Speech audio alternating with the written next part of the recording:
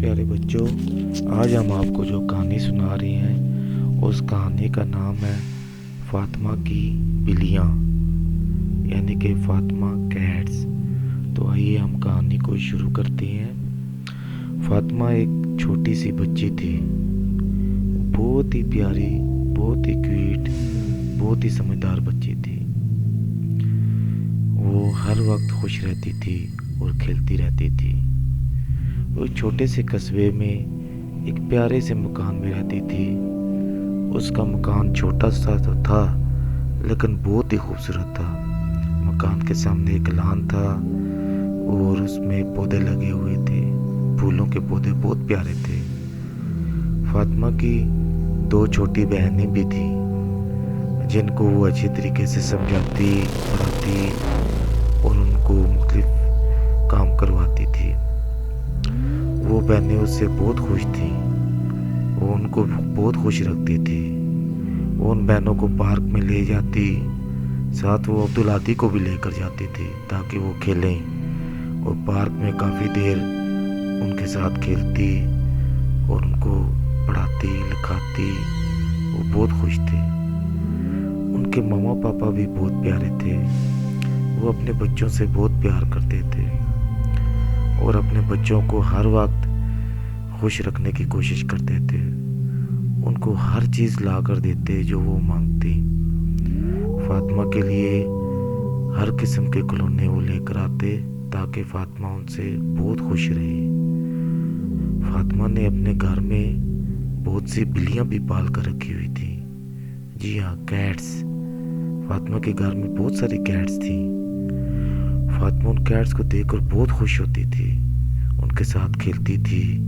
लेकिन खेलने से पहले वो अपना सारा होमवर्क कंप्लीट करती। जितना स्कूल से काम मिला होता वो बैठ के पहले ख़त्म करती ताकि वो अच्छी तरह बाद में जाके खेल सके। उसके बाद वो बिल्लियों को लेके साइड पे लॉन में बैठ जाती और उनके साथ खेलना शुरू हो जाती। बिल्लियों के साथ काफ़ी देर खेलती। उसके मम्मी पापा भी उसको खेलने देते। गाँव जाने का प्रोग्राम बना। जी हाँ, अपने गाँव में साल में एक दफ़ा वो लाजमी जाते थे, क्योंकि छुट्टियाँ हो जाती थी तो छुट्टियों में अपने गाँव में जाकर रहते थे। उनका गाँव बहुत ही प्यारा था और शहर से तकरीबन 3 घंटे की मुसाफत पे था। वो अपनी गाड़ी में पापा के साथ गाँव जाते और वहाँ 2 हफ्ते रह कर आते थे। वहाँ वो बहुत खुश रहते। गाँव की ताज़ा हवा उनको बहुत पसंद थी। वो कहते थे बस गाँव बहुत ही प्यारा है, वहाँ के जानवर और परिंदे बहुत ही प्यारे थे। गाँव की आबोहवा भी बहुत प्यारी थी। बच्चे बहुत खुश रहते थे। और उस गांव में उनकी एक दादी अम्मा भी थी। उन्होंने गांव में भी बिल्लियां पाली हुई थी। वो भी बिल्लियों से बहुत शौक से रखती थी बिल्लियों को। बिल्लियों के लिए वो गांव में खाना तैयार करती, उनको खिलाती और बिल्लियों को बहुत ही खुश रखती थी। दादी अम्मा कभी कभी शहर भी आती होती थी, लेकिन गर्मियों की छुट्टियों में फातिमा और उसके पापा दादी अम्मा को मिलने उनके गांव जाते थे। उनका गांव बहुत ही प्यारा था। तो इसके लिए फातिमा ने सारी पैकिंग कर ली। अपने कपड़े, बहनों के कपड़े, खिलौने और बुक्स, सारी चीज़ें पैक कर ली ताकि गांव में जाके उनको किसी किस्म की परेशानी ना हो। जी हाँ, खिलौने इसलिए पैक किए कि गांव में जाके गांव में फातिमा की सहेलियां भी थीं, उनको दिखाने थे। वो भी खिलौने देख के बहुत खुश होती थी। और जो छोटी बहनें भी जब बोर हो जाएं तो वो खिलौनों से खेलती। तो फातिमा ने इसलिए खिलौने साथ रख लिए, बुक्स भी साथ रख ली ताकि समर वेकेशंस का काम अच्छे तरीके से कर सकें। तो फातिमा ने सारी तैयारी मुकम्मल कर ली, अपना बैग कंप्लीट कर लिया। लेकिन बिल्लियों का क्या होगा? जी हाँ, फातिमा गांव जाएगी तो पीछे से उनकी बिल्लियों का क्या होगा? उनकी बिल्लियों को खाना कौन देगा, पानी कौन देगा, उनका ख्याल कौन रखेगा? ये तो एक बड़ी प्रॉब्लम थी। लेकिन नहीं, फातिमा बहुत समझदार थी। उसने अपने घर के चौकीदार को कहा, अंकल आपने बिल्लियों का ख्याल रखना है, बिल्लियों को उनका खाना देना है, उनके पानी का ख्याल रखना है और देखना है कोई बिल्ली बीमार ना हो जाए। अगर कोई बिल्ली बीमार हो जाए तो डॉक्टर अंकल के पास ले जाना, वो अबू के दोस्त हैं, वो इसका अच्छे तरीके से इलाज कर देंगे। तो इस तरह बिल्लियों को चौकीदार अंकल के हवाले करने के बाद वो गांव के लिए निकलने के लिए तैयार हो गए और सब गाड़ी में बैठ गए। जब गाड़ी जाने लगी तो एक डब्बा गाड़ी में से नीचे गिर गया और गाड़ी चली गई। अरे इस डब्बे में क्या है? सब बिल्लियों ने देखना शुरू कर दिया। वो डब्बा एक गमले के पीछे गिरा था।